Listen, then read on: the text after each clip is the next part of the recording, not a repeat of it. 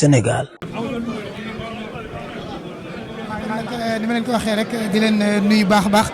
di leen ziare di leen jox seen wàccuwaay di leen baal àq te di leen baalu àq di ñaan suñu borom boole ñu jéggal di ñaan nag yàlla bu mu nekk suñu mujjantal korité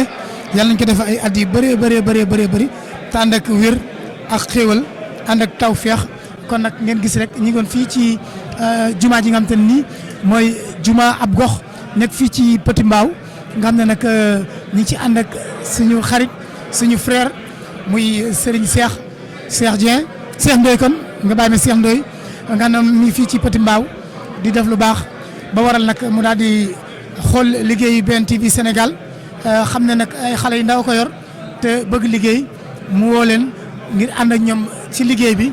lépp rek ngir defar kon Cheikh Ndoye ñu koy ziare kon bu baax di ko jaajëfal waaye nag di nuyu suñu rakk ja suñu xarit muy sama directeur Ousmane Mbaye borom Mbao Info TV nga xam ne nag nee naa ko moom moo tax ñu xamante ak Moussa Cheikh Ndoye xanaa ni koy ziare rek di ko bégee kon Samba kon ñu jël ñenn tuuti rek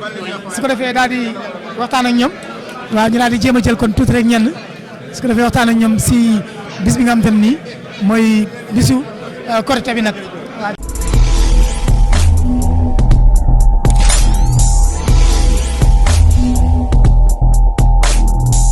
BNTV Sénégal.